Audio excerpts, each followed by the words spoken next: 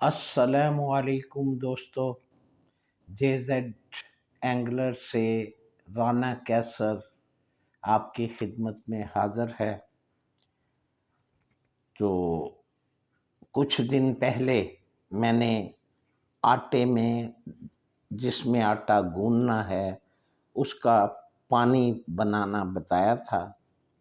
اسی سلسلے میں شاہ نواز خان صاحب نے 2-3 سوال کیے ہوئے ہیں، ان کا جواب دے رہا ہوں۔ تو حاضر خدمت ہے کہ جو پانی آٹے کے لیے بنایا ہے اس کو دھوپ میں رکھنا ہے یا نہیں۔ پانی بنا لیا ہے پر چھڑیلا ڈالنا بھول گیا ہوں۔ جو پانی آپ نے بتایا ہے اس میں لیموں کا رس اور شہد ڈالنا ہے یا نہیں۔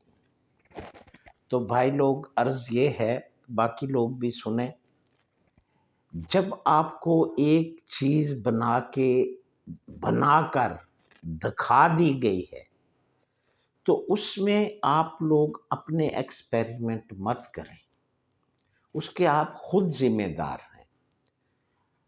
اگر آپ نے ایکسپیریمنٹ ہی کرنے ہیں تو اپنے لیے علیحدہ سے ضرور کریں۔ میں نے اس کی ہر چیز آپ کو بڑی واضح طور پر بتائی تھی۔ اب وہ یہ کہہ رہے ہیں کہ اس پانی کو دھوپ میں رکھنا ہے یا نہیں۔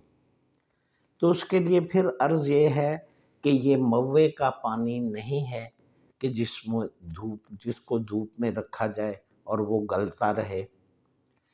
سیکنڈلی، نہ تو یہ گنے کا رس ہے جس کو دھوپ میں رکھیں تو وہ تیار ہو۔ یہ تو پانی آپ کو بنا دیا گیا ہے، اس کو آپ اندر رکھیں، نہ اس میں گیس بننی ہے نہ کچھ ہونا ہے۔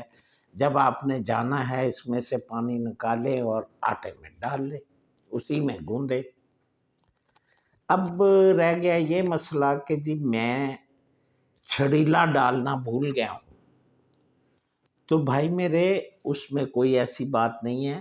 آپ 50 گرام چھڑیلا لیں، تھوڑا سا پتیلی میں پانی ڈالیں، 1 چمچ اس میں شکر کا ڈال دیں، اس کو خوب جوش دلائیں۔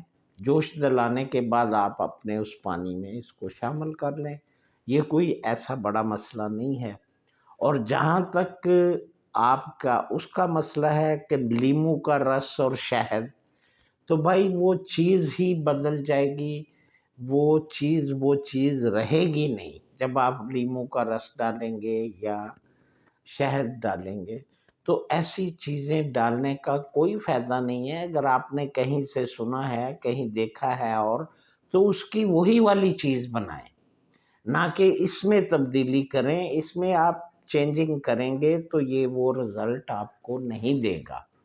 تو اس لیے ان آزمائی ہوئی چیزوں کو ایکسپیریمنٹ کرنا جو ہے وہ غلط ہے۔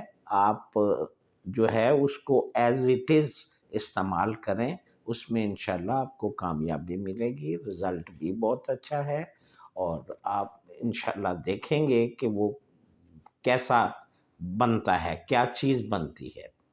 تو اب آپ سے اجازت چاہتا ہوں۔ اللہ حافظ۔